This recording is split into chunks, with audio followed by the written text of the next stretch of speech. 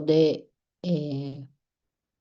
las características de las sentencias desde la tipología del control de constitucionalidad.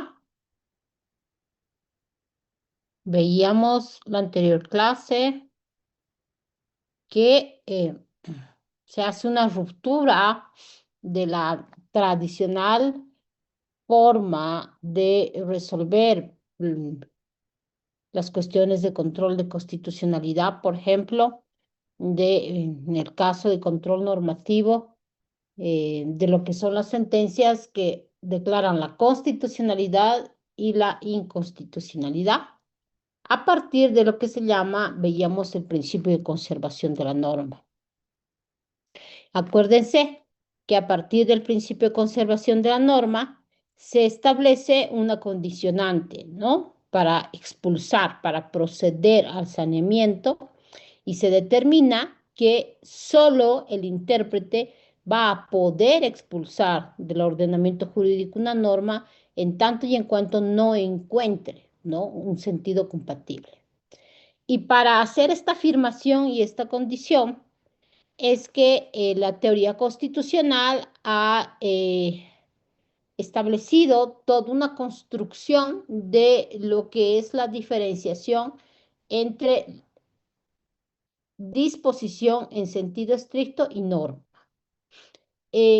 La corriente señala que todo texto legal o constitucional está compuesto de dos partes en sí misma. El texto propiamente dicho, que puede ser la disposición en sí, y el conjunto o los diversos sentidos normativos o significados que puede tener un texto. Entonces, partiendo de ahí, es que se puede ir encontrando esos distintos sentidos normativos. Y por lo tanto, bajo el principio de conservación de la norma, no es necesario expulsar del ordenamiento jurídico una norma cuando puede quedarse siempre y cuando se la sujete a una interpretación. Y es ahí donde se va a ampliar la tipología de las sentencias con lo que se suele llamar las sentencias interpretativas o condicionantes, ¿no es cierto? O condicionadas, mejor dicho. Entonces, bajo este texto, bajo esta concepción, la distinción entre disposición y norma no implica la existencia separada de disposición y norma. ¿Por qué? Porque obviamente para encontrarle significado necesariamente tiene que estar dentro de un texto. Entonces, si bien son dos elementos que hacen a uno solo, ambos no pueden estar por separado. ¿Por qué? Porque se encuentran estrechamente relacionados, tanto la disposición como la norma, ya que la norma o el significado normativo necesita siempre el soporte de una disposición para poder existir. Entonces, eso es bien importante en cuanto a la diferenciación que debe hacer el aplicador o el intérprete del derecho en saber delimitar y encontrar los distintos significados. Cuando ustedes pasen clases de interpretación constitucional, ahí se van a dar cuenta, esto con más detenimiento van a ver que la interpretación de y conforme, esencialmente eso es lo que hace, ¿no? Encontrar esos distintos sentidos normativos que tiene un texto, ¿no?, para darle la aplicación conforme. Y una aplicación conforme es aquella que no lesiona derechos fundamentales. Una aplicación conforme es aquella que potencia la parte dogmática de una constitución, que la fortalece, que genera un proceso evolutivo de crecimiento, ¿no? Y no obviamente va en mala parte, en retroceso. Entonces, esto es importante tenerlo en cuenta y es aquí el germen de las distintas tipologías de las sentencias constitucionales que se pueden encontrar a partir del ejercicio del control de constitucionalidad, que es lo que vamos a ver el día de hoy. El día de ayer hacíamos una descripción de los diferentes precedentes constitucionales que se pueden encontrar desde el derecho jurisprudencial en el marco de un análisis estático de la jurisprudencia. En cambio, ahora vamos a revisar lo que es la tipología de las sentencias a partir de una clasificación desde el control de constitucionalidad. En ese contexto, la tipología de las sentencias se suele llamar desde una concepción de sentencias ordinarias o típicas, las tradicionales, desde la concepción kelseniana, que se dividían en dos escenarios, ¿no? Las desestimatorias y las estimatorias. Las desestimatorias, por ejemplo, si estamos hablando de control normativo de constitucionalidad, son aquellas que van a declarar la constitucionalidad de una disposición, de la norma, ¿no? Por eso desestimas la pretensión del accionante. Si el accionante está demandando la inconstitucionalidad del artículo 233.4, 233.3, por ejemplo, por ser contrario a la Constitución del procedimiento penal, y si el tribunal entiende de que no es inconstitucional, entonces va a desestimar la pretensión. Entonces aquí existe una coincidencia en el texto, entre el texto y el sentido de la norma, es decir, no hay una inconstitucionalidad. En tanto que en el caso de las estimatorias, es ahí donde el tribunal va a encontrar que hay una incompatibilidad y por lo tanto va a declarar la inconstitucionalidad de la disposición y de la norma. Entonces, va a existir una coincidencia entre el texto y el sentido de la norma que sería inconstitucional. Esa es la tipología tradicional. Luego, dentro de la tipología están las llamadas sentencias atípicas, ¿no? Que son las que vamos a eh, eh, desglosar. Y dentro de las sentencias atípicas hay una clasificación en las primeras que se llaman sentencias interpretativas propiamente dicho y las otras que vendrían a ser las sentencias manipulativas, ¿no? Que tienen esta denominación desde la escuela italiana para considerarlas así. En el caso de todas estas sentencias han sido pronunciadas por el Tribunal Constitucional. Generalmente, los primeros años de tribunales, de un activismo judicial muy fuerte, han ido pronunciándose sobre este tipo de sentencias. Lamentablemente en la historia jurisprudencial podemos ver que sobre todo en lo que respecta a las sentencias manipulativas, a partir de lo que es el Estado, el Tribunal Constitucional Plurinacional, pues ya no se han ido emitiendo sentencias manipulativas. A lo que se ha llegado es a las sentencias interpretativas.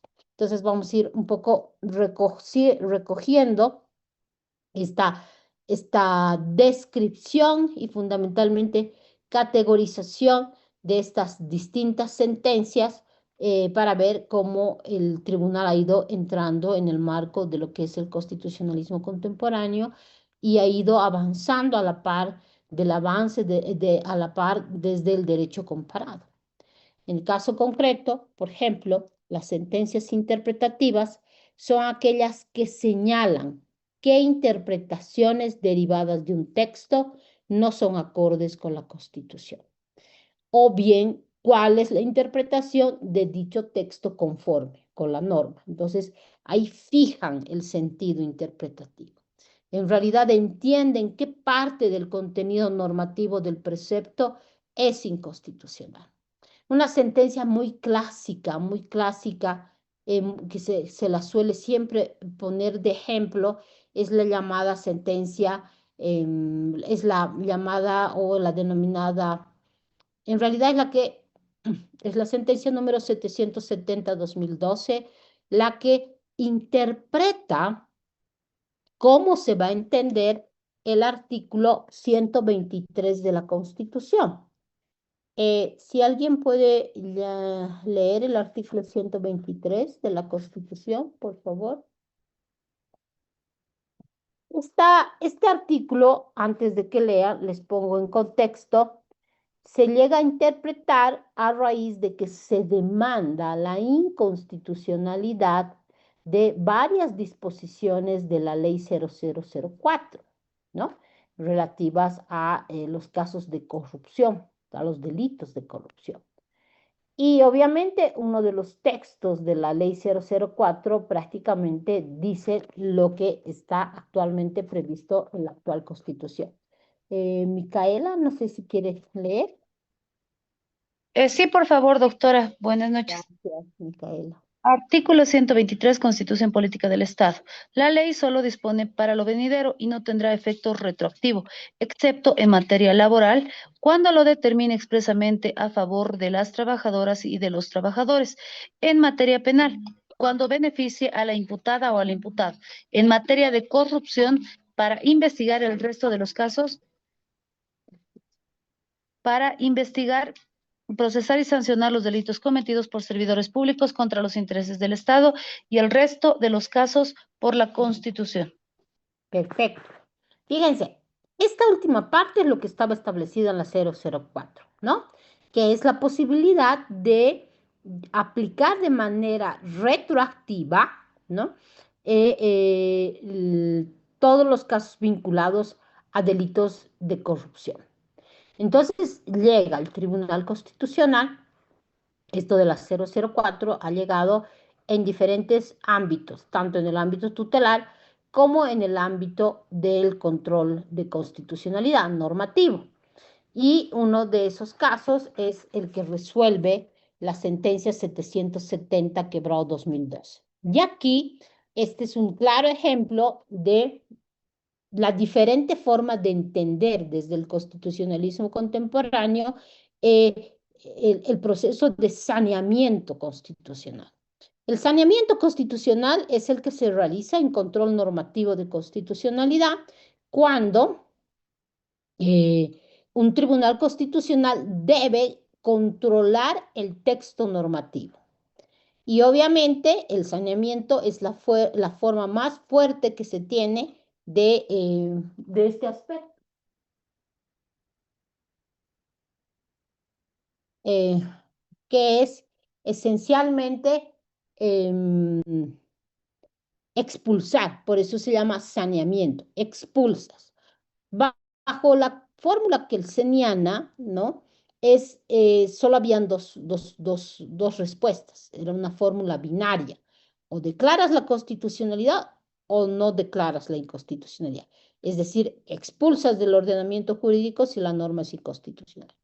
En cambio, bajo el constitucionalismo contemporáneo, a partir de la diferenciación entre disposición y norma, se dice que no puede haber solo estas dos formas de resolución, sino también viene aquí las famosas llamadas sentencias interpretativas o sentencias condicionadas. ¿Por qué? Porque te dice que solo puedes expulsar del ordenamiento jurídico siempre y cuando has agotado todos los supuestos de interpretación que puede tener un texto. Y es aquí donde te dice que las sentencias interpretativas son aquellas que van a señalar qué interpretaciones derivadas de un texto no son acordes con la Constitución o cuáles sí son acordes. Y uno de estos casos es esencialmente cómo se va a entender esto que dice la Constitución de que en casos de delitos de corrupción la norma se puede aplicar retroactivamente. Entonces ahí es que el tribunal en la sentencia 770 emite una sentencia condicionada señalando que si bien la Constitución te dice que en materia de corrupción se puede aplicar la norma retroactivamente, el sentido compatible es aquel que está orientado a que la posibilidad de aplicar de manera retroactiva solo va a ser en casos de delitos de corrupción, solo va a ser en casos de que se aplique la norma de manera favorable. Es decir, voy a poder aplicar la ley de manera retroactiva si la voy a aplicar de manera favorable. Miren, está condicionando la interpretación y diciendo de que esta es la interpretación compatible, conforme. ¿Cuándo la voy a aplicar retroactivamente? Solo cuando se la pretenda aplicar de manera favorable. Entonces, miren, es así que a eso se refiere las famosas sentencias interpretativas. Otro de los ejemplos es, si quien quiere profundizar el estudio de estas sentencias, otro ejemplo es el establecido en la sentencia 1714 quebrado 2012. ¿Se entiende esto, no es cierto? De los sentidos compatibles. En el caso de las sentencias interpretativas, de acuerdo a este autor, Javier Díaz Reborio, las sentencias interpretativas son aquellas cuyo fallo se pronuncia sobre el contenido normativo de un precepto, sin afectar a su texto. Es decir, no la está expulsando, la está manteniendo. El texto se mantiene. Lo que se expulsa es el sentido normativo, el sentido normativo incompatible, ese sentido que, vamos a decir, no se puede aplicar de esta manera. Eso se expulsa, eso se condiciona, eso prácticamente se determina, esta ley no se puede aplicar de esta manera, si se la interpreta de esta forma. Les pongo un ejemplo.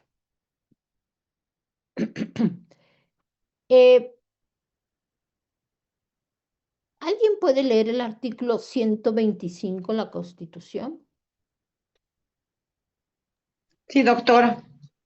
No, perdón, el 126, por favor. 126. Ya.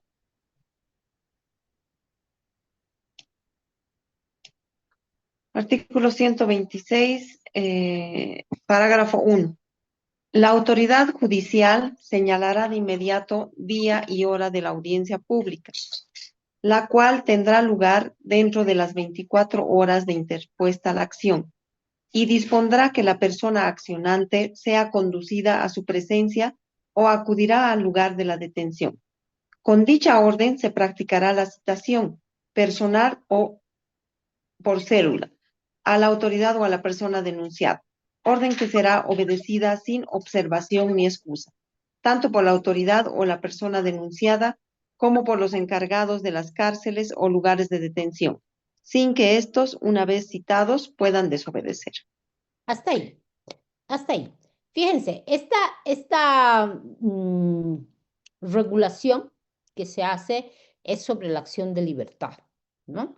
Lo que me interesa es la primera parte, cuando está señalando que una vez que se ha presentado una demanda, la autoridad judicial debe señalar de inmediato, dice, día y hora de audiencia pública, la cual tendrá lugar dentro de las 24 horas de interpuesta la acción. Fíjense, es el mecanismo más rápido que se tiene en acciones de defensa. Dentro de las 24 horas de que se presenta, prácticamente ya tendría que estar señalada la audiencia. Y luego te dice que tendrá lugar dentro de las 24 horas de interpuesta la acción y dispondrá que la persona accionante sea conducida. Con dicha orden, ¿no?, se practicará la citación personal o por cédula a la autoridad o a la persona denunciada. Entonces te está diciendo que con ese señalamiento de audiencia se va a notificar a la autoridad demandada. Entonces, ¿cómo voy a entender este acto de notificación? ¿No? Si la norma me dice que dentro de las 24 horas debe señalarse, o sea, de inmediato se debe señalar, y el sentido que le da la Constitución es que la audiencia tendrá lugar dentro de las 24 horas de interpuesta la acción. Esto está implicando que es un mecanismo rápido, ¿no? Por lo tanto, el juez de garantías debe procurar que la tramitación de todas las acciones siempre obedezcan a esta naturaleza de ser mecanismos rápidos, sencillos y eficaces. En ese contexto, la citación a la autoridad demandada, si se presenta, por ejemplo, una acción de libertad a las 9 de la mañana, o mejor dicho, a las 2 de la tarde, ¿no? A las 2 de la tarde, la audiencia tendría que estar señalada dentro de las 24 horas. Digamos que la autoridad demandada, o que es la autoridad judicial, dispone señalamiento de audiencia para se ha presentado, que ahora hemos dicho, a las, ya, que presente el accionante a las 9 de la mañana, y la autoridad judicial dispone señalamiento de audiencia para las 2 de la tarde de ese mismo día. De ese mismo día. No obstante que una vez interpuesta, tiene que ser señalada dentro de las 24 horas. En ese contexto, si la autoridad judicial quiere observar el principio de inmediatez, de rapidez de esta acción de libertad, ¿no? Y ha señalado para las 3 de la tarde, ¿en qué momento o hasta qué momento podría, ¿no?, realizar el acto de citación a la autoridad demandada? ¿O cómo tendría que entenderse para poder compatibilizar la rapidez con la que debe celebrarse la audiencia y el acto de citación? Micaela. Doctora, buenas noches. De acuerdo Buenas a noches. mi experiencia al respecto, las acciones de libertad se deben, doctora, señalar dentro, es decir, en el margen, en paréntesis de si presentamos 2 de la tarde, antes de las 2 de la tarde ya tiene que haberse celebrado la audiencia o por lo menos haberse citado a la parte contraria. El señalamiento de audiencia tiene que ser dentro de las 24 horas, no posterior, doctor. Es lo que por lo menos yo interpreto, y de cualquier manera, en general, en todas las acciones de libertad que he presentado, yo presento a las 4:15, doctor, y siempre me señalan para las 5 o 6 de la tarde, en el mismo día. Gracias, doctor. Ya, Micaela, a ver, con su ejemplo es más gráfico. O sea, usted me está diciendo que ha tenido una experiencia en sentido que usted presentó la acción de libertad a las 4 de la tarde. ¿Es real lo que me está diciendo con estos datos? Sí, Usted doctora, presentó. todas mis acciones de libertad en los últimos años las he presentado a las 16:15 en La ¿Ya? Paz o El Alto, y me señalan siempre a las 6 de la tarde, 5 de la tarde las acciones, en el momento, doctora. Ya, en el momento y la audiencia, ¿cuándo se tiene que llevar a cabo? Por ejemplo, si presento a las 4:15, en Ujú. viernes, que suelo hacerlo en viernes porque es la manera de acelerar a las autoridades, presento en viernes a las 4:15, para el mismo viernes a las 5:30, 6 ya tengo el señalamiento, la audiencia ya está señalada para las 6 de la tarde, 1 hora y media, Pero, 2 como mucho. ¿cuándo En se va ese a mismo celebrar la momento, en audiencia? ese mismo momento se celebra, doctor. Es lo Ah, que a ya. mí me pasa generalmente, y tengo varias notificaciones que las puedo pasar al grupo incluso. No, de acuerdo. ¿Y dónde ocurre esto, lo que usted está señalando? La Paz y El Alto, doctor. Mi Ya. estrategia, como le digo, es presentar en viernes al final del día y las autoridades para tener un sábado tranquilo señalan en el momento. Gracias, doctor. Ya. Bueno, yo le pido a Micaela que no vuelva a hacer esto. Por favor, no lo vuelva a hacer. ¿Por qué, Micaela? Porque fíjense aquí, a eso quería llegar. Y usted está prácticamente corroborando esto que no se debe hacer y que está pasando, ¿no? Y es cuando se aplica el derecho, ¿no? Y mal en parte, cuando se aplica la ley a partir de un sentido normativo incompatible con la Constitución, ¿no? ¿Por qué? Porque en la justicia constitucional es el lugar donde se va a controlar, ¿no? Se va a realizar un control de constitucionalidad de actos, de normas que pueden estar contrariando y lesionando los derechos fundamentales. Por lo tanto, el intérprete tiene, tiene que tener cuidado de que al aplicar la norma no debe lesionar derechos fundamentales. Y un clásico ejemplo es esto que usted nos está graficando, que se está señalando la audiencia, se presenta la acción de libertad a las 4 de la tarde y la audiencia prácticamente se está señalando a las 18 horas. Imagínense, a las 18 horas donde, bueno, entiendo que el sentido que están queriendo aplicar, en este caso los jueces, no creo que sea bueno, tener un fin de semana, sino fundamentalmente creo que están un poco inspirados, me imagino, en darle ser fieles al mecanismo de rápido y sencillo. Pero ¿qué estoy provocando si hago esto? ¿Qué estoy provocando? Estoy generando prácticamente una indefensión absoluta en la autoridad demandada. Y obviamente entiendo que Micaela no es de esos abogados que de yapa, presentan una acción de libertad sin pruebas, sin ningún elemento probatorio, que es el común de los casos que llega a la jurisdicción constitucional. Se han acostumbrado los abogados de presentar las acciones sin prueba.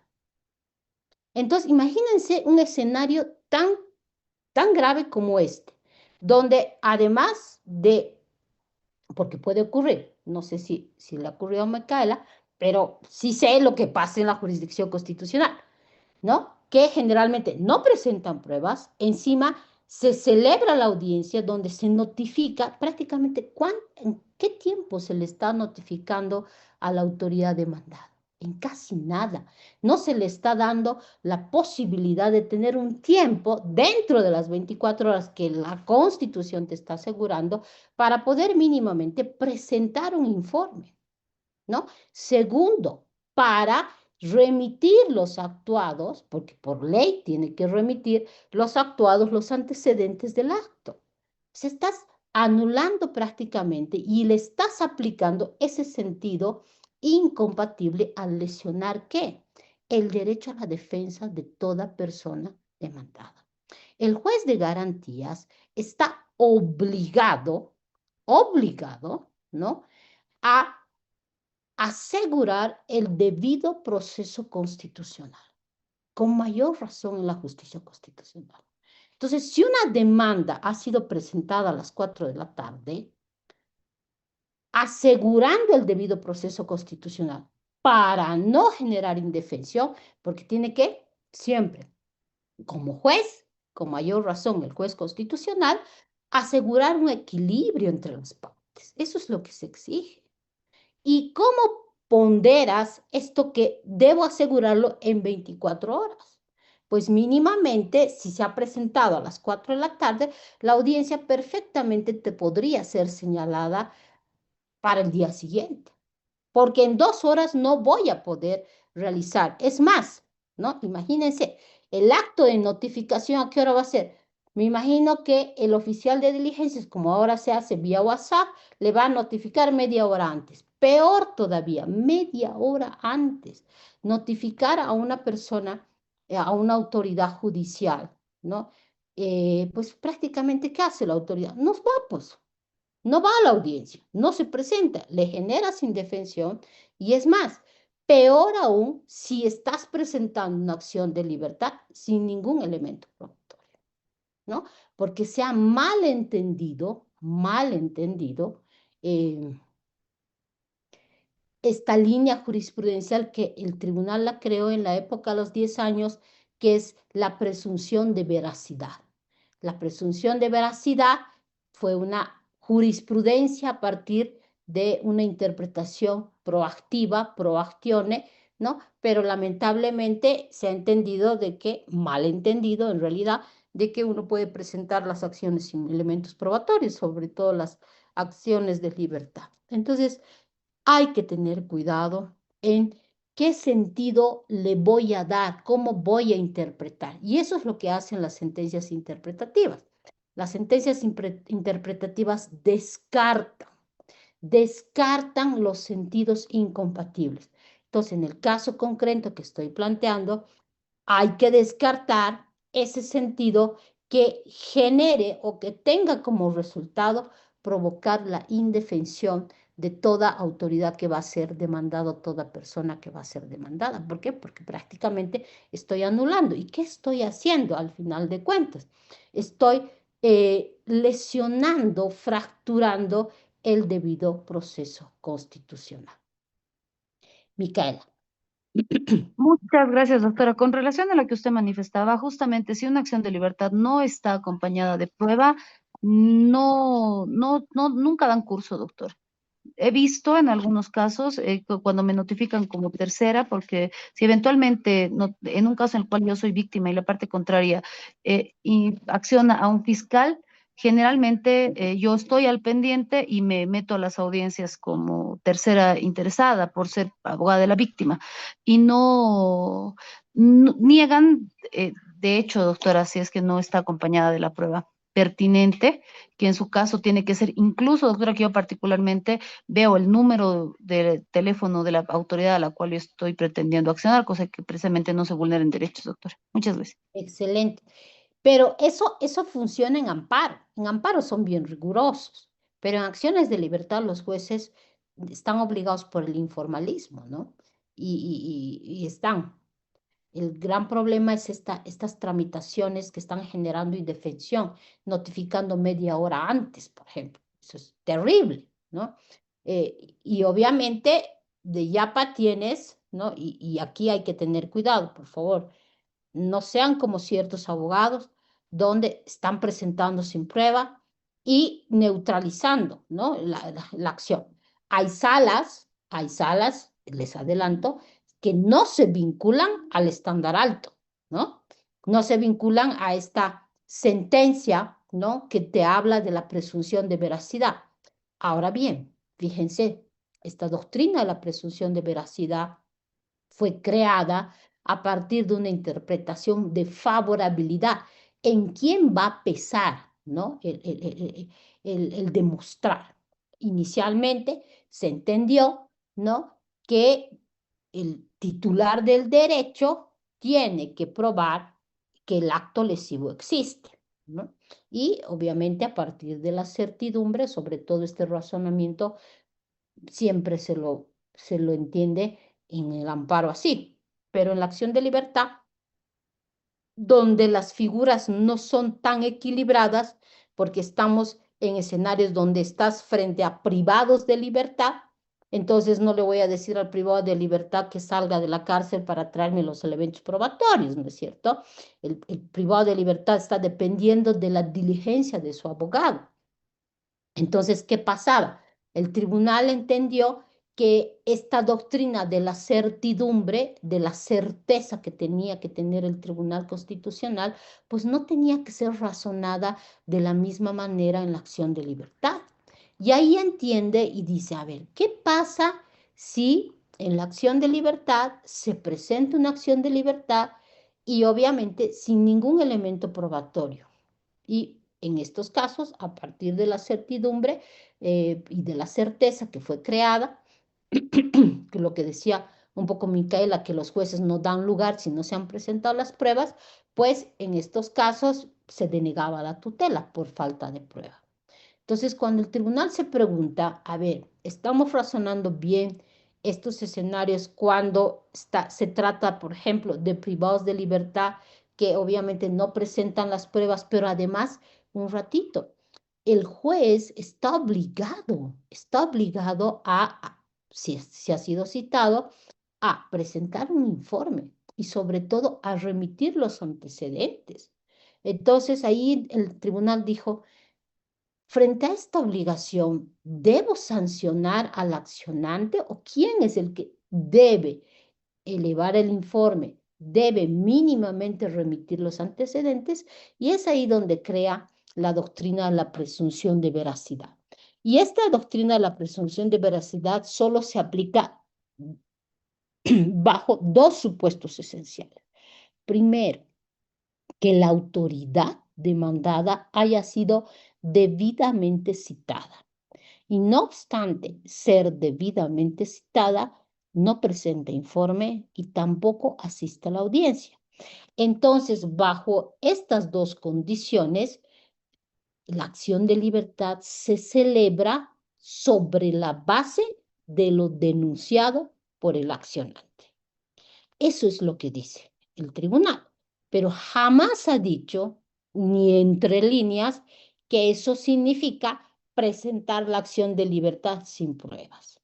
Lamentablemente, algunos abogados han entendido esto y ¿qué es lo que hacen? Se van a una audiencia sin ningún elemento probatorio, y de yapa resulta que el juez no asegura el debido proceso y notifica a la autoridad demandada media hora antes, donde no le va a dar la posibilidad de presentar informe, remitir antecedentes. Entonces, ahí no es posible invocar la presunción de veracidad.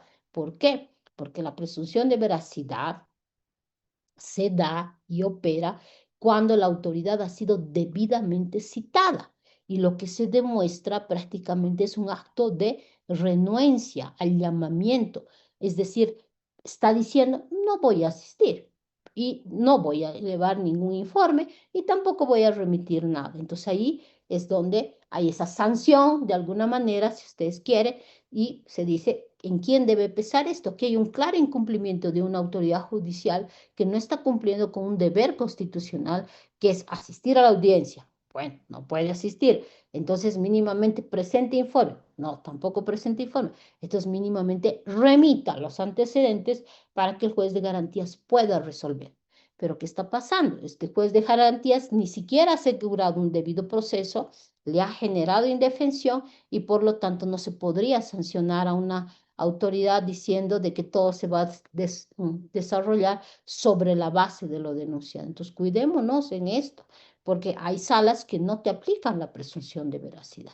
¿Y por qué se salen? Se salen por falta de prueba. Entonces, ¿qué he generado con esta mala actuación, mal patrocinio de no presentar elementos probatorios? Pues prácticamente le he provocado la falta de un control adecuado de constitucionalidad en una demanda de acción de libertad. Entonces, cuidado con eso, ¿no? Cuidado en malinterpretar o mal aplicar no solo la ley, sino también la jurisprudencia. Entonces, a eso va las sentencias interpretativas, a determinar qué o cómo voy a aplicar la norma. Y si al aplicar la norma voy a lesionar derechos, entonces no estoy siendo coherente con el sistema jurídico. ¿Por qué? Porque estoy provocando, estoy lesionando derechos fundamentales. Y las sentencias interpretativas se encargan de eso. En sí, el texto, la norma, no es inconstitucional. Lo que es inconstitucional es el sentido normativo o la forma aplicativa que le estoy dando al texto. Y eso es lo que controlan las sentencias interpretativas. ¿Está claro?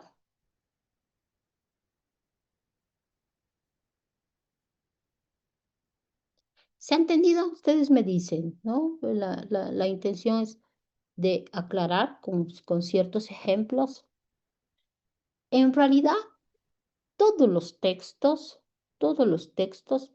tienen diferentes sentidos normativos. Cuando ustedes aborden interpretación constitucional, se van a dar cuenta, ¿no? Y para saber encontrar estos distintos sentidos normativos, pues me ayudo ¿de qué? De los métodos de interpretación. El método gramatical, el método lógico, el método sistemático, ¿no? El método teleológico. Sin embargo, todos estos métodos son útiles para encontrar los diferentes significados, pero no necesariamente son suficientes para encontrar el sentido compatible. Y para eso necesito de lo que veíamos la anterior clase, las cláusulas interpretativas, los criterios de interpretación en materia de derechos humanos que hemos visto, que es la favorabilidad. Entonces ahí tendré que escoger, ¿no? El sentido compatible más favorable. De ahí pues nace la 2233. ¿Cuál es el fundamento de la 2233 para decir que el criterio para aplicar, para invocar un precedente, ya no es un criterio únicamente de temporalidad, sino esencialmente el de favorabilidad? ¿Por qué? Porque los derechos se interpretan de manera favorable, las normas se interpretan de manera favorable. Lo mismo en la jurisprudencia. Si tengo dos sentencias contradictorias, ¿cuál elijo? Obviamente voy a elegir aquella que lesione lo menos posible o aquella que fortalezca y desarrolle de mejor forma un derecho fundamental. Entonces, en el texto, una manifestación de esta interpretación favorable, de esta interpretación coherente, es precisamente las sentencias interpretativas que descartan esos sentidos normativos incompatibles. Por eso es que en el caso, estas sentencias interpretativas, esto más quería precisar, no solo se emiten o se pronuncian en sentencias de control normativo, ¿no? Sino también en sentencias de control tutelar, ¿no? Donde el tribunal le va a dar un sentido normativo compatible, va a definir el alcance y va, eh, ¿cómo se dice?, fijar el sentido, ¿no? Este texto se va a entender de esta manera, ¿no? Eso en cuanto a las sentencias interpretativas. En el contexto de estas sentencias interpretativas, que son también las llamadas atípicas, también están las sentencias manipulativas, ¿no? Las sentencias interpretativas son las que se fundan entre la elección de varias interpretaciones de un texto, ¿no? Y obviamente, ¿cuál se elige? Si hay varias interpretaciones, el artículo 4 del Código Procesal Constitucional nos dice que se elegirá la interpretación conforme a la Constitución o se descartará la que es contraria a la Constitución. En tema de derechos fundamentales, se elegirá la interpretación que restrinja lo menos posible o aquella que potencie más el derecho fundamental. Eso en el contexto de una sentencia interpretativa simple. Pero en la tipología de las sentencias están las llamadas sentencias manipulativas, ¿no? Así denominadas por la escuela italiana. Y esta categoría comprende ¿a qué? A las sentencias que modifican, alteran el contenido normativo de una constitución. Es como que alguien diría sentencias donde un tribunal constitucional ya no es un simple legislador negativo al estilo kelseniano. Al estilo kelseniano, los tribunales constitucionales, Kelsen decía eso, los tribunales constitucionales son saneadores del sistema.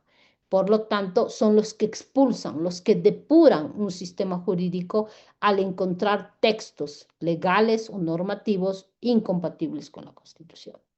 Ese es ser un legislador negativo, ¿no? En cambio, las sentencias manipulativas son aquellas donde los tribunales constitucionales no operan, no actúan como simples legisladores negativos, sino más bien es lo que la doctrina denomina crean derecho, alteran, modifican, por eso se llaman manipulativas, ¿no?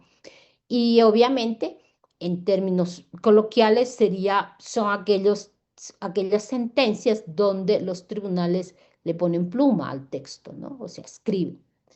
Ahora, esta tipología de sentencias eh, que han sido pronunciadas por todos los tribunales constitucionales, si uno quiere hacer una revisión de derecho comparado, han sido a la vez también duramente criticadas, ¿no? Por la teoría constitucional, porque rompen esa tradicional concepción que se tenía de los tribunales constitucionales de simples legisladores negativos.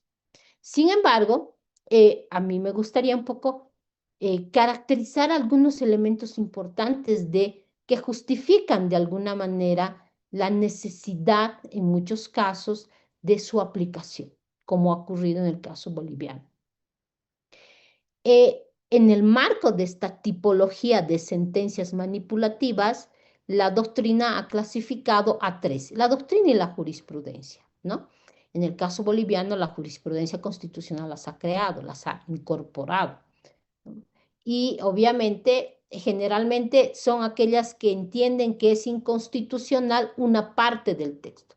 Cuando nacen este tipo de sentencias? Este tipo de sentencias son, por eso también derivan de la interpretación, son aquellas donde el texto, todo el texto de la disposición no es inconstitucional, sino una parte de ella. Entonces, entienden que es inconstitucional una parte del contenido derivado del texto. Y en esta circunstancia, ¿no? La tipología de las sentencias te habla de sentencias reductoras, de sentencias aditivas y de sentencias sustitutivas, ¿no? Son tres tipos de sentencias donde va a haber una cierta alteración al texto mismo por parte del Tribunal Constitucional.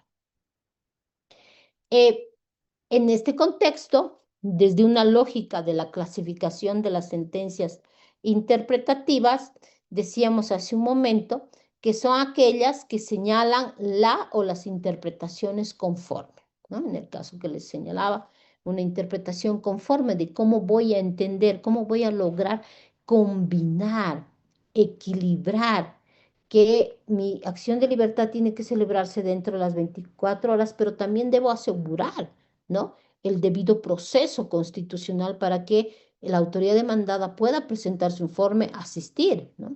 Entonces ahí un justo medio tengo que encontrar, un término donde no se está asegurando el debido proceso es, por ejemplo, es celebrar la audiencia después de 2 horas de presentada sin asegurarle una debida notificación, en tanto que será una sentencia adecuada o que es un señalamiento adecuado con una notificación adecuada, aquella que asegure que la persona demandada esté debidamente citada. A veces pasa algo diferente, ¿no? A veces las sentencias o el juez de garantías, ¿no? Señala bien, ¿no? Se le presentó, digamos, la demanda de acción de libertad en la mañana, a las 11 de la tarde, digamos, o a las 2 de la tarde, y él está señalando audiencia para el día siguiente, para las 11 de la mañana. Está dentro del término, perfectamente. Pero ¿qué es lo que ocurre? No obstante que hay un señalamiento adecuado, ¿no? No está generando indefensión, probablemente, pero ¿qué está pasando? No está asegurando que el acto de citación a esta persona, a esta autoridad, se celebre también dentro de un plazo razonable. Entonces, por mucho que ha asegurado que esté dentro de las 24 horas, si el acto de citación va a ser media hora antes, igual ahí se está contrariando el sentido conforme que te exige una interpretación acorde. Entonces hay que tener siempre cuidado en sentido de equilibrar y generar un debido proceso constitucional. En el caso de las sentencias interpretativas, en la lógica de la clasificación material, las que entienden que es inconstitucional, no una entre varias interpretaciones, sino que el texto mismo no es inconstitucional, te dicen las sentencias interpretativas. Lo que es inconstitucional es la interpretación o el sentido normativo que le voy a dar. Y por lo tanto, voy descartando todas las interpretaciones incompatibles para quedarme con la compatible. O al revés, ¿no? Sencillamente fijo y digo, este sentido es contrario a la Constitución y por lo tanto no se puede aplicar en este sentido normativo. Por lo mismo, el resto de las interpretaciones se va a entender que son compatibles, ¿no? Eso ya va a depender de la argumentación y del estilo, ¿no?, que tenga una sentencia constitucional. En el contexto de sentencias interpretativas, la sentencia restringe el alcance normativo de la disposición. Va a limitar su aplicación o va a limitar sus efectos. Se expulsa una interpretación de la disposición por ser contraria a la Constitución. Es lo que señalábamos hace rato del artículo 123 de la Constitución, cuando te dice de que esto de lo retroactivo en delitos de corrupción va a significar que solo se va a poder aplicar en tanto esa aplicación retroactiva no sea desfavorable, ¿no? Eso es lo que fija el Tribunal Constitucional. No lo expulsó, por eso el artículo de la ley 004, pese a que decía lo mismo que la Constitución. Pero ahí, ¿qué hizo? Fijó el sentido constitucional de una ley cuando admita varias interpretaciones. Y obviamente la interpretan desde y conforme a la Constitución con el objetivo de evitar declarar su inconstitucionalidad y mantener su vigencia. ¿Por qué? Porque todo el texto no es inconstitucional. Y por lo tanto, las sentencias interpretativas a partir del principio de conservación de la norma van a preservar la norma eliminando únicamente las eventuales interpretaciones contrarias a la Constitución. ¿Qué más tendríamos que decir de este tipo de sentencias interpretativas? Pues señalar que solo cuando una norma no tiene una interpretación conforme, solo ahí se la va a expulsar del ordenamiento jurídico, ¿no? Y esta expulsión, como decíamos hace rato, se la realiza utilizando la técnica del descarte, que fue creada por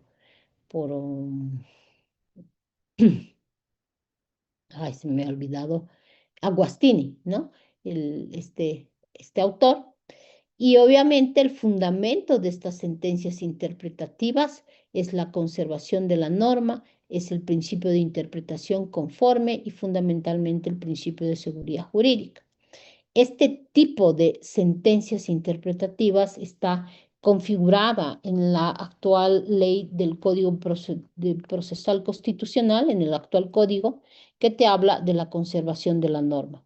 Y te dice lo siguiente: en los casos en que una ley admita diferentes interpretaciones, el Tribunal Constitucional Plurinacional en todo momento optará por la interpretación que sea compatible con el texto constitucional.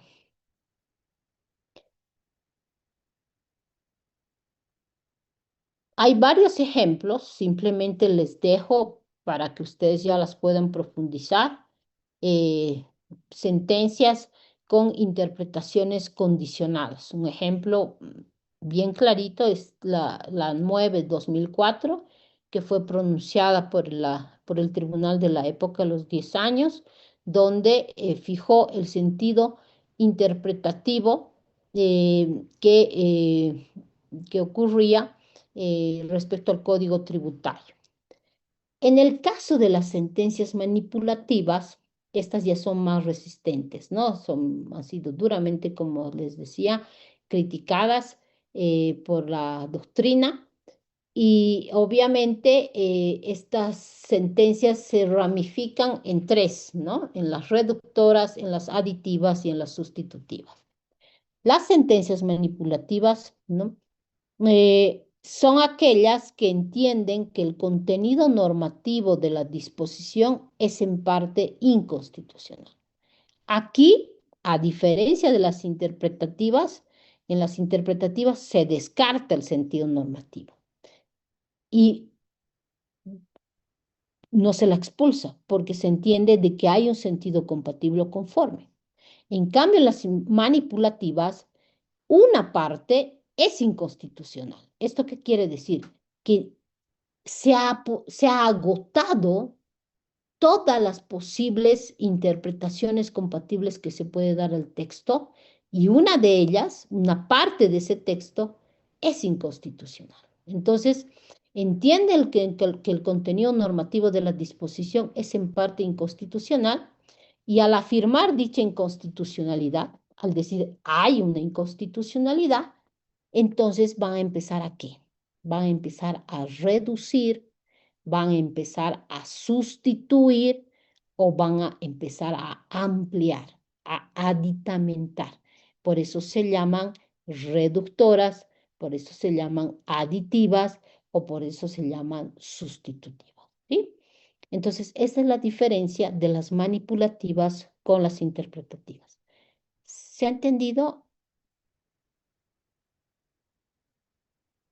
Ustedes me dicen, por favor.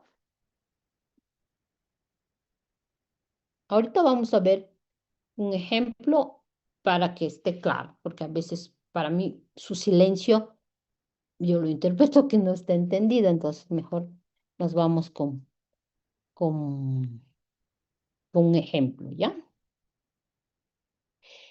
Antes del ejemplo, algo que también hay que precisar, que las sentencias manipulativas proceden a la transformación del significado de la ley, más que a su eliminación o su interpretación conforme a la Constitución, ¿no? Por eso se diferencian de las interpretativas. El Tribunal Constitucional o los tribunales constitucionales asumen la tarea de modificar directamente la norma. No hacen un reenvío. Por eso es que la doctrina tiene detractores también, las han criticado porque han dicho, usted ya no está actuando bajo la forma tradicional kelseniana, usted lo que está haciendo tribunal es crear norma y eso no le corresponde, ¿no? Entonces, en la historia jurisprudencial de los tribunales, dependiendo de las distintas conformaciones, los tribunales con activismo judicial las pronuncian. Hay otros tribunales que son más timoratos y lo que hacen es obviamente hacer el reenvío, ¿no? No aditamentan, no reducen, pero le hacen el reenvío al legislador, le dicen, mire, el legislador, usted tiene que hacer esto, ¿no? Esas son las de reenvío. Y obviamente la otra corriente de tribunales son las que no admiten.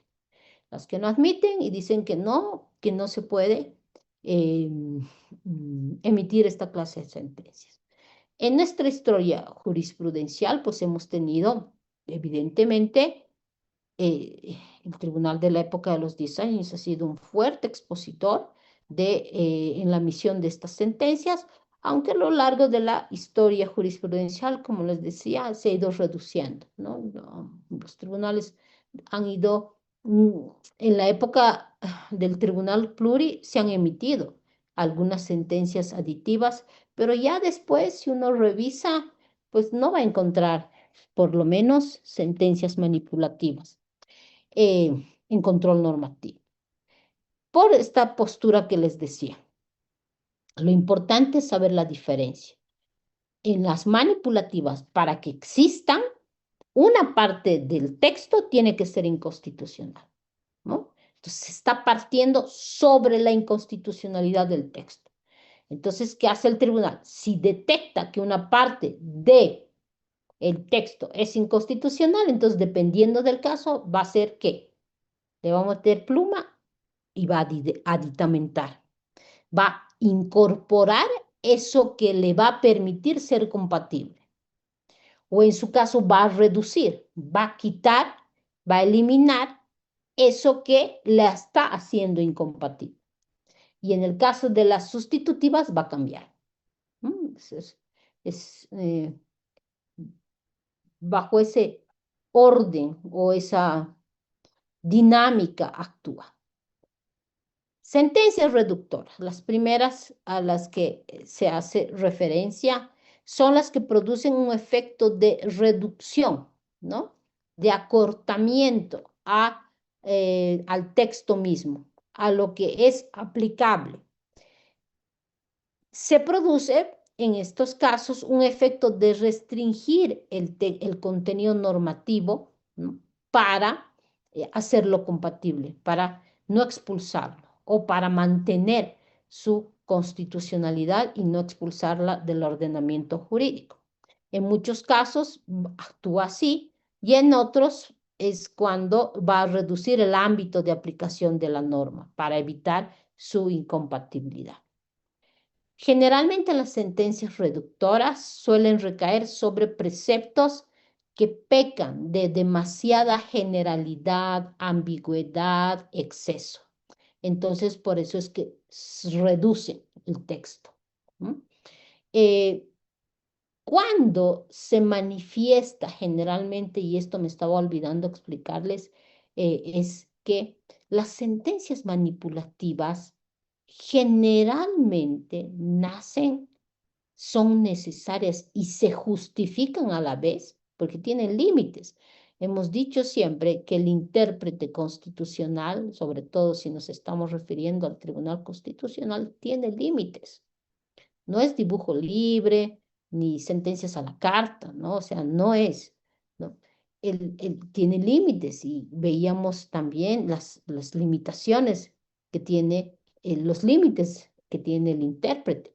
Primero sus cláusulas interpretativas, las directrices de interpretación. Pero fundamentalmente, en el caso de este tipo de sentencias manipulativas, van a nacer cuando se está contrariando, en muchos casos, el principio de igualdad o la prohibición de discriminación, ¿no? Y mal amparte. Entonces, eso es lo que justifica a que un tribunal constitucional, por lo menos la corriente y los que sustentan la existencia y la significancia de esta clase de sentencias, es que están generalmente pronunciadas en situaciones donde la inconstitucionalidad declarada genera un escenario de discriminación. Y por lo tanto se justifica que por el resultado que es contrario, que es la prohibición de discriminación, es que se pueda aditamentar, que se pueda reducir, ¿no? Y que el tribunal lo haga en ese sentido. ¿Por qué? Porque no todo el texto es inconstitucional. Hay una parte de él que está siendo inconstitucional. En el caso boliviano, nosotros hemos tenido una sentencia muy interesante, que es la llamada, aquí voy a buscar esta, ¿no? Es el caso de la sentencia constitucional 62, quebrado 2003. No sé si la están leyendo, ¿se lee? Sí, doctora. Les comento el caso. Es una sentencia muy interesante. Es una sentencia que fue pronunciada por el tribunal de la época a los 10 años, donde se demanda la inconstitucionalidad del artículo 14, ¿no? El artículo 14, ¿qué establecía? Establecía diferentes condiciones para ser beneficiario de un asegurado, ¿no? Y hacía un tratamiento diferenciado. ¿Qué decía el 14? En su inciso A y en su inciso B, C, se demanda la inconstitucionalidad porque exigía, ¿no? Para el esposo o para el padre de la asegurada, que además para ser beneficiario, su declaratoria de invalidez por la caja para ser considerado beneficiario, y esta exigencia no se lo hacía a la madre o a la esposa del asegurado. ¿Se entiende? Había un trato diferenciado en los hechos, ¿sí? En cuanto al beneficiario. Si el beneficiario era madre o era una esposa, ¿no?, del asegurado, no pasaba nada. En cambio, si el beneficiario era esposo o era un padre, ¿no?, de la asegurada, se le exigía además, para ser beneficiario, su declaratoria de invalidez. Entonces, si ustedes se fijan, había un trato diferenciado dependiendo del sujeto. Entonces, ¿qué es lo que hace el Tribunal Constitucional? Dentro de las exigencias que te establecía el artículo 14, entiende que no todo el texto es inconstitucional. Lo que era inconstitucional era el término declaración de invalidez. ¿Para quién? Para el esposo o para el padre. Por lo tanto, el tribunal en esta sentencia declara la inconstitucionalidad del término inválido. Y eso es lo que establece. Y dice lo siguiente: el Tribunal Constitucional declara la inconstitucionalidad de la frase contenida en el artículo 14, inciso A y inciso C, del término inválido reconocido por los servicios médicos de la caja. Y fíjense, aquí va a reconstruir el precepto y va a decir, quedando consiguientemente ambos incisos con el siguiente texto: la esposa o la conviviente inscrita en los registros de la caja o el esposo. Antes decía, o el esposo declarado inválido, ¿no? Entonces, ¿qué ha hecho? Ha reducido, ha quitado, ha acortado ese texto. ¿Cuál era el texto? El texto declarado inconstitucional. Lo mismo pasa con el inciso C.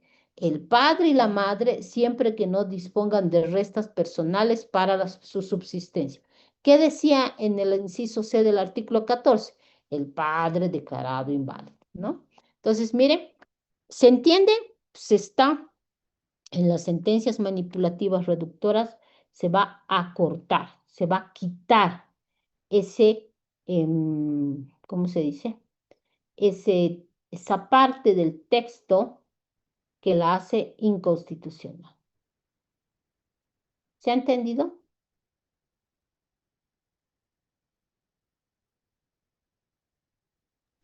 Sí, autora. Perfecto, gracias. Por favor, me dicen si no está claro, me lo dicen porque son sentencias complejas. Vayamos al opuesto, que son las sentencias aditivas. Las reductoras quitan. ¿Qué pasa con las aditivas? Que también es una forma de sentencia manipulativa. Las sentencias aditivas son las que declaran la inconstitucionalidad o la ilegitimidad de la previsión omitida, ¿no?, que debería haber sido prevista por la ley para que sea constitucional. ¿Cuándo se van a dar cuenta que ustedes están en una sentencia aditiva? Cuando el tribunal detecta que hay una omisión. Al legislador le faltó algo, y ese algo que le ha faltado es lo que hace inconstitucional, ¿sí? La no previsión. Entonces, por eso es que se declara la ilegitimidad de la previsión omitida, que debería haber sido prevista. Generalmente, estas sentencias manipulativas, aditivas, igual siempre están operando y encuentran justificación porque lo que están queriendo es asegurar el trato igual, o más que todo asegurar la prohibición de discriminación no permitida. Veíamos el otro día, ¿se acuerdan en la igualdad? eh, Cuando hablábamos de la cláusula 14, que hay que hacerle el test de igualdad, ¿no es cierto? Y en el test de igualdad se determina de que no todo trato diferenciado está prohibido. Lo que está prohibido es si ese trato diferenciado, basado en una categoría sospechosa, genera como resultado exclusión, disminución o merma en el goce y disfruto de los derechos fundamentales. Entonces, las sentencias aditivas generalmente, al igual que las reductoras, están oscilando en estos escenarios, donde al parecer, por omisión o por determinar algo inconstitucional, pues están generando un trato diferenciado que implica merma, disminución en el acceso y disfrute de los derechos fundamentales. En el caso del artículo 14, ¿qué generaba? Generaba que al exigirle al padre o al esposo la declaratoria de invalidez por la caja, ¿qué estaba generando? Estaba generando un trato diferenciado, ¿no? Por razón de sexo, porque solo se le exigía al padre, si era varón, o al esposo. ¿Y qué implicaba ese trato diferenciado? Disminución en el goce y disfrute de los derechos fundamentales. Como no pasas el test de igualdad, por lo tanto, esa parte es inconstitucional. En cambio, en las manipulativas hay una omisión. Hay eso que está faltando para que el texto sea compatible. El TCP, por lo tanto, constata, o sea, el intérprete constitucional, constata la insuficiencia normativa, la insuficiencia de regulación de una norma al no prever determinados aspectos que deberían estar previstos para ser compatible con la Constitución. La disposición, por lo tanto, la disposición legal no se va a anular, pero como le falta algo, para que sea compatible, ese algo es lo que agrega el tribunal, ¿no? Es lo que aditamenta, por eso se llama aditiva, ¿no? Entonces, al agregar, va a crear derecho. Son las más fuertes, ¿no? Estas son las duramente criticadas porque realmente aquí el tribunal le va a añadir un texto. En este caso, estas sentencias aditivas, eh, para que ustedes aprendan a diferenciarlas, a encontrarlas cuando vayan leyendo jurisprudencia, va a manifestarse cuando hay omisión legislativa. Si hay omisión legislativa, lo que va a hacer el Tribunal Constitucional es reconstruir la norma, ¿no? Incorporando una o dos palabras que le van a permitir ser compatible. La norma, en realidad, en las sentencias aditivas, es inconstitucional no por lo expresamente ordenado, o sea, descrito, sino por su regulación insuficiente, por no determinar o prever determinados aspectos. Generalmente opera en algunos casos de leyes neutras, ¿no? Que necesitan tener cierta regulación. Se extiende la norma para que asuma un supuesto de hecho que no está contemplado en sus incisos y para que sea compatible con la Constitución. Por lo tanto, a diferencia de las sentencias reductoras, las sentencias aditivas añaden algo. Ese algo es lo que va a generar la compatibilidad. En cambio, las reductoras se quita algo. Eso que le has quitado es lo que genera la compatibilidad. Eh, en el caso nuestro, ¿no? Hay varios ejemplos de sentencias aditivas. Por ejemplo, casos donde se han presentado preceptos que bajo ciertos requisitos, por ejemplo, conceden determinadas pensiones a esto esto en el derecho comparado, ¿no? Había una ley en el derecho comparado que concedía ciertos beneficios y pensiones a las hijas o hermanas de pensionistas, de jubilación o invalidez. Y obviamente, en este caso, la sentencia entiende que había aquí un trato diferenciado, discriminador, prohibido, porque generaba exclusión con relación a los hijos y a los hermanos, ¿no? No incluía, solo te hablaba a las hijas y a las hermanas. Si ustedes se fijan, esto va es muy propio por la época también, ¿no? De estas normas donde había una especie de tratamiento favorable desde la concepción de sexo, que hoy en día ya no es sustentable, ¿no? Pero al final, ¿por qué solo se hace un tratamiento a las hijas o a las hermanas y no a los hijos o a los hermanos? Entonces aquí el Tribunal Constitucional Español entendió que este trato diferenciado no tenía una justificación razonable, pero en realidad la norma en sí no era inconstitucional, ¿no? No era inconstitucional porque se refería a requisitos que se tenía que establecer para determinadas pensiones. Lo inconstitucional era el no hablar también de los hijos y de los hermanos, y por lo tanto se emite una sentencia aditiva donde al texto se le incluye también eh, a hijos y hermanos. Entonces está añadiendo para poder ser beneficiario en este tipo de pensiones. Con las sentencias aditivas se anula una exclusión en los hechos realizada por la ley, ¿no? Eso es lo que acabamos de ver, ¿no? Una exclusión cuando se excluye a los varones o hermanos o esposos o hijos, ¿no? Por su condición, produciéndose por lo tanto al aditamentar una inclusión, ¿no? De lo que antes estaba excluido o no estaba contemplado. Entonces se produce una extensión o ampliación de los efectos normativos. En el caso boliviano, pues se han dictado, hay varios ejemplos de sentencias manipulativas aditivas. El fundamento de estas sentencias, también un poco recordar, es la vigencia normativa de la Constitución. Si hay un trato discriminatorio prohibido, pues esto no puede ser justificado y por lo tanto las sentencias aditivas se sustentan en el carácter normativo de la Constitución, se sustentan en la efectividad de los principios y derechos, ¿no?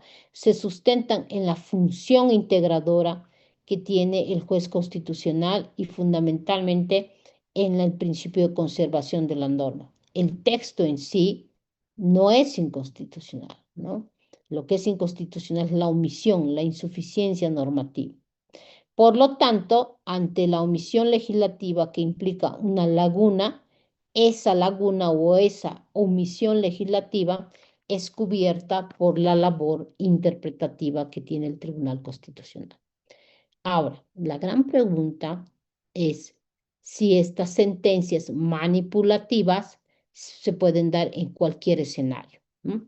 Y obviamente el intérprete ha sido muy cauto en esto, porque no se olviden que aquí el tribunal está realmente creando, ¿no?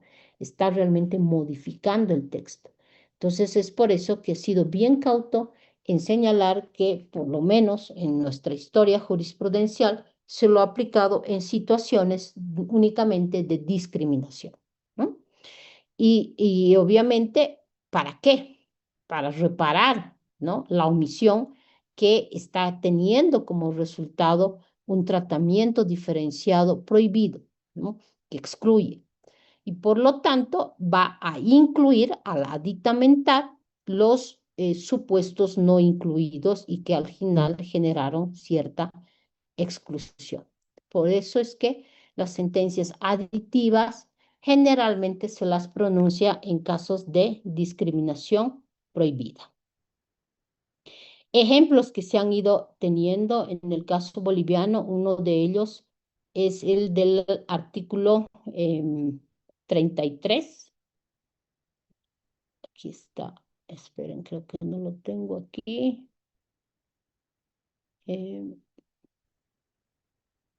Justo, esto que creo que no lo he rescatado, este es otro.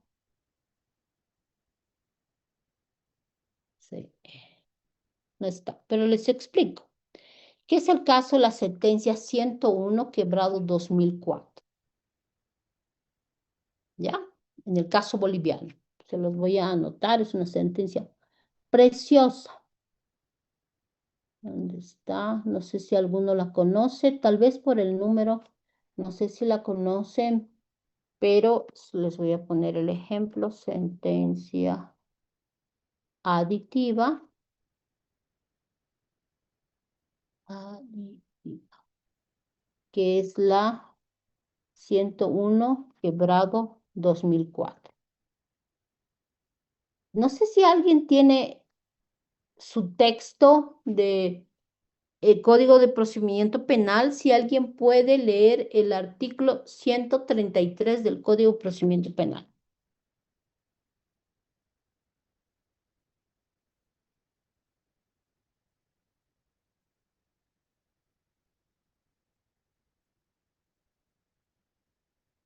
Esta sentencia es una sentencia interpretativa y aditiva a la vez.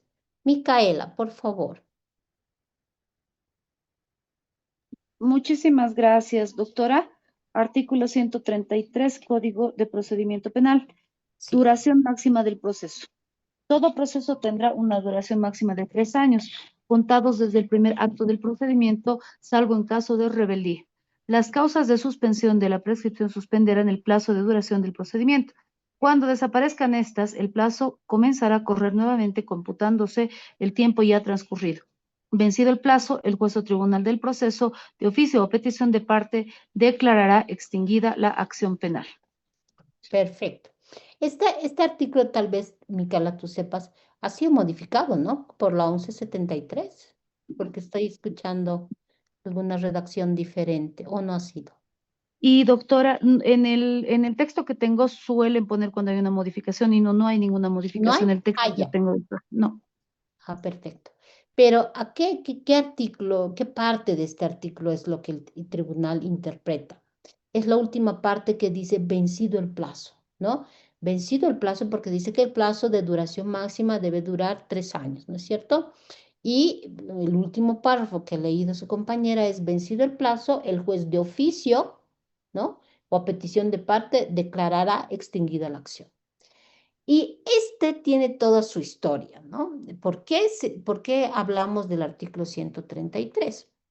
Porque cuando nace el Código de Procedimiento Penal, que nace en 1999, pues estamos hablando de hace muchos años, en ese momento, pues habían causas que estaban siendo tramitadas con el anterior código, que era además un código con otra lógica, con otro espíritu, pero había miles de causas. Y por primera vez, con el Código Procesal, se establece el plazo razonable, ¿no? El derecho a un plazo razonable que además incorpora un instituto jurídico que es la extinción de la acción penal por duración máxima del proceso. Esto que no había antes, ¿no? Porque antes, pues, se eternizaban los casos con procedimientos que duraban años, de años y de años. Entonces, ¿qué es lo que hace? Se hace un corte, ¿no? Y se establece, nace una ley, no me acuerdo ahorita el número de esta ley, que establece una diferenciación y dice que para las causas en liquidación, la duración máxima del proceso, o sea, las causas en liquidación, me refería al anterior, con las del anterior código, iba a durar 5 años, ¿no? 5 años de duración máxima del proceso, una vez cumplidas, pues se extinguirá la acción. ¿Qué pasó? Que el año 2004 resulta que evidentemente se cumplieron los 5 años y esto implicaba que todas las causas penales seguían, no habían logrado terminar, ¿no? En su procedimiento. ¿Y eso qué significaba? Significaba que se iban a extinguir, ¿no? Muchas causas del anterior régimen. Entonces, ¿qué hace? Se emite una ley que dice que estas causas en liquidación, como no habían sido podidas, pues, porque no se había podido completar todo el procedimiento, entonces la ley dice se iban a mantener de manera indefinida hasta que concluya. Entonces, ¿qué se estaba haciendo con esta ley? Se estaba volviendo a ampliar el plazo de las leyes de manera ilimitada, o sea, del jus puniendi, y no se estaba limitando esto que había nacido con el actual Código de Procedimiento Penal, que es el derecho a una tutela o a ser juzgado dentro de un plazo razonable. Entonces, se demanda la inconstitucionalidad de esa ley. Y lo que hace el tribunal, ¿se acuerdan que cuando revisábamos jurisprudencia o que cuando revisábamos la anterior semana el principio de congruencia, decíamos que en control normativo se puede también realizar el control de normas no demandadas y por conexidad? Y eso es lo que hace pues esta sentencia, la sentencia 101, quebró 2004. No obstante que no se demanda la inconstitucionalidad del artículo 133 del actual código, el tribunal realiza un control normativo de este artículo, porque es este el artículo del 133 que establece la duración máxima del proceso. Y aquí el tribunal razona, ¿no? Y dice, a ver, esto de la duración máxima del proceso, ¿es compatible? ¿Qué está persiguiendo este instituto jurídico? Y aquí el tribunal interpreta. Va a interpretar y además va a dictamentar. ¿Por qué? Porque va a controlar y va a decir si lo que está estableciendo que vencido el plazo de duración máxima del proceso, ¿no?, el juez de oficio o instancia de parte declarará extinguida la acción. Entonces, ¿qué es lo que hace? Determina que esa ley, que para las causas en liquidación había dispuesto que las causas iban a tener que terminarse en el tiempo que dure, era inconstitucional. ¿Por qué? Porque no le estaba poniendo un plazo, ¿no? No estaba siendo coherente con lo que ya es un derecho humano, que es el derecho a ser juzgado dentro de un plazo razonable. El jus puniendi tiene que tener un límite, ¿no?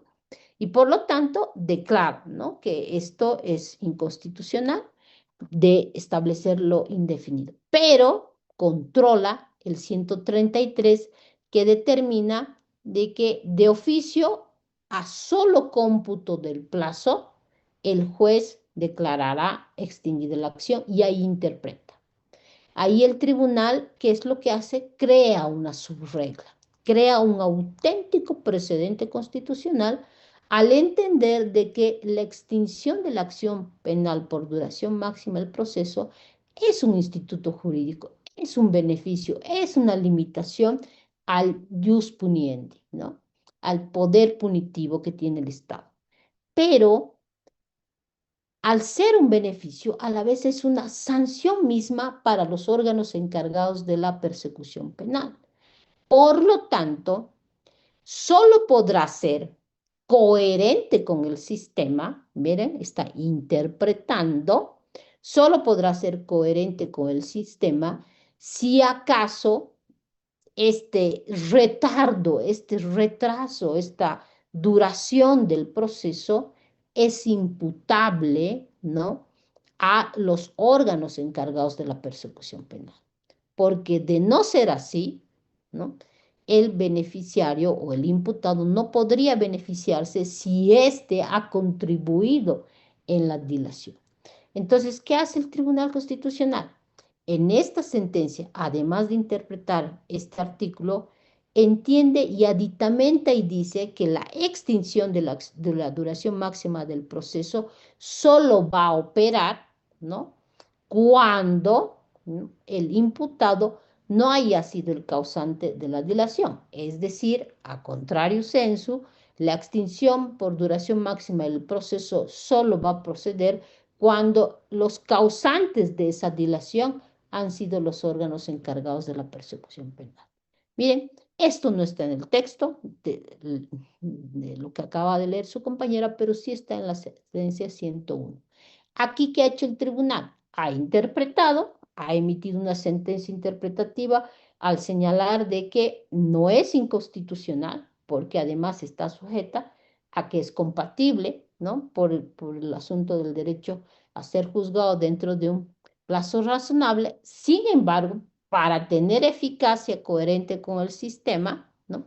Va a establecerse un aspecto importante, que el causante no tendría que ser el imputado.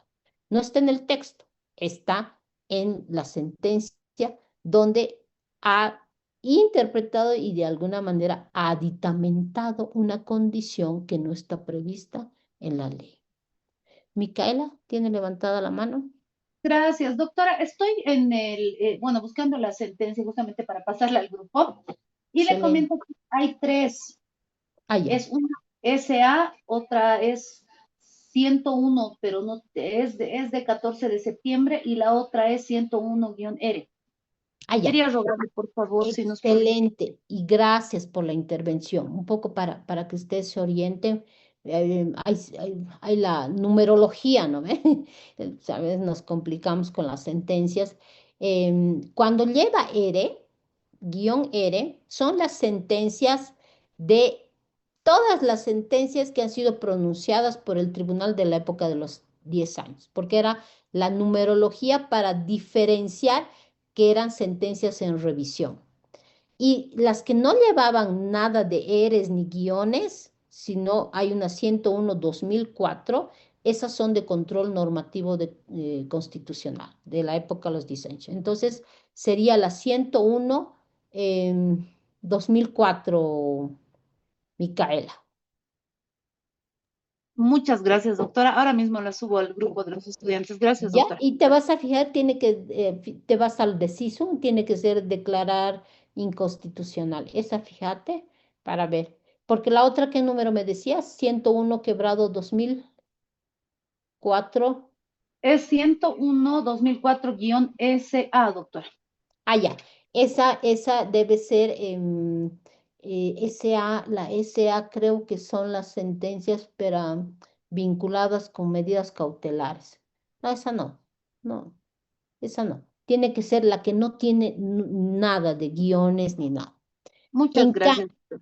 Perfecto. En cambio, ya las sentencias del Pluri, del Tribunal Constitucional a partir del 2012, a partir del 2013 empiezan las S1, S2, S3, ¿no ve?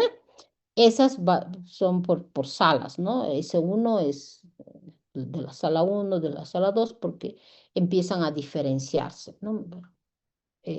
Así se diferencian las sentencias del pluri.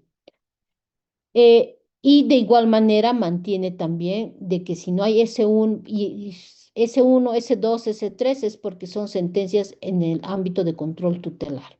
Si no lleva S1, S2, S3 son sentencias de control normativo o control competencial, así se pueden orientar. No sé si hay alguna duda que dice, por favor, si me puede incluir en el grupo de los estudiantes. Eso no sé.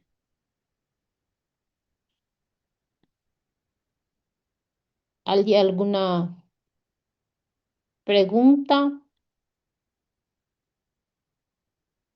Nada. Scarlett, Doctora, buenas noches. ¿cómo estás? Doctora, sí, me quedé con una duda de lo que mencionó anteriormente respecto a la acción de libertad. em, Señaló dos puntos. Uno era el de presunción de veracidad, que opera cuando la autoridad ha sido debidamente citada.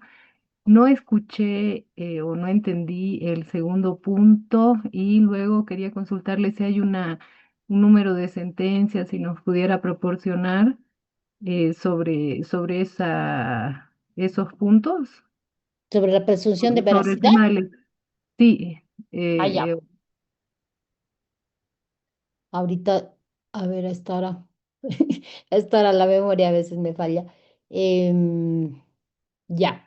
La presunción de veracidad es una doctrina que sigue vigente porque es una sentencia de estándar alto. No se olviden que con la técnica del estándar más alto Yo puedo aplicar cualquier sentencia, inclusive la de 1999, siempre y cuando tenga un sentido favorable.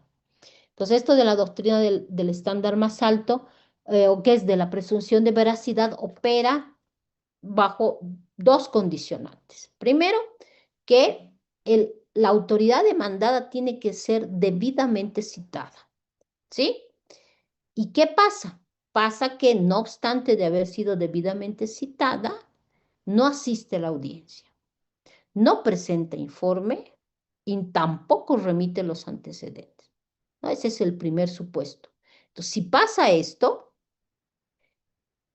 el desarrollo de la audiencia, el juez de garantías está obligado a desarrollar la audiencia sobre la base de lo que el demandante alega y prueba, ¿no? Presenta elementos probatorios. Y ahí es donde yo les explicaba que muchos abogados han entendido que con esta doctrina se puede presentar sin pruebas, ¿no? Ahí el tribunal pondera, dice, a ver, ¿quién es el que realmente tiene que remitirme los antecedentes? No le puedo decir pues al privado de libertad que salga y me traiga todas las pruebas, ¿no? Porque no todos probablemente tienen esa posibilidad de que su abogado va a presentar todas las pruebas. A veces no está, no está. No es posible, ¿no? Y más aún en situaciones de privación de libertad. Entonces dice, hay que equilibrar el asunto y la norma constitucional exige que la autoridad demandada debe elevar informe y debe remitir antecedentes. Si no puede asistir, se entiende. ¿Por qué? Porque no nos olvidemos que son autoridades judiciales que a diario están celebrando medidas cautelares, etc. Entonces el tribunal entiende, pero lo que no entiende es que no emitan, o mínimamente, si no pueden emitir un informe, pues por lo menos remitan los antecedentes. Entonces, esa es la primera situación. Y la segunda es cuando, no obstante, la autoridad demandada asiste, pero no logra revertir, ¿no? Contrarrestar lo que el accionante está denunciando, ¿no? Pero generalmente es el primer supuesto el que te habla de la presunción de veracidad y muchos cuando no se tienen los elementos probatorios y la autoridad no ha asistido, no ha presentado informe, pues se razona a partir de la verdad, ¿no? De que todo lo que está denunciando el accionante es verdad, más aún si hay elementos de prueba, ¿no? Entonces, eh, es como una sanción que se hace al demandado por no haber asistido. Y lo que yo les decía es, no se puede aplicar esta presunción de veracidad cuando el demandado no ha sido debidamente citado, ¿no? Entonces hay que tener un poco cuidado. El juez de garantías ahí tiene que equilibrar estos asuntos y tiene que tratar de no generar indefensión, ¿no? A la autoridad demandada. En el marco de la sentencia, Scarlett, ahorita solo lo puedo poner entre comillas, porque no me estoy acordando, es una que ha desarrollado muy bien. No, voy a adivinar realmente, no voy a dar el dato preciso. Me comprometo, Scarlett, a mañana mandarle el número de sentencia de la presunción de veracidad. ¿Ya? Gracias, Es doctora. que voy a dar datos, Ronnie. Eh, Aclaro que no se tiene que entender que esto implica no presentarse en prueba. Si soy un buen abogado, tengo que presentar pruebas, ¿no? Lo interesante es que en justicia constitucional no te exigen fotocopias legalizadas, ¿no? Simple fotocopia, nada más. No me estoy acordando, no me acuerdo. ¿Alguna otra pregunta? ¿Nadie? Pues, Doctorita, sí, no sé si al finalizar las clases fuera posible que nos pudiera proporcionar sus diapositivas. sí. Me interesa revisar varias sentencias que no he logrado captar, pero que creo que las menciona en algunas diapositivas, ¿no? Sí. No, tranquilos, les voy a Gracias. mandar yo las sentencias, ¿no? O sea, las diapositivas. Porque sí, es evidente que ahí se anotan sentencias que para ustedes les sirve de lectura, ¿no? De bibliografía complementaria. Muchas gracias, doctora. ¿Ya? Entonces quedamos aquí. Muchas gracias y mañana traeré el número de la sentencia de la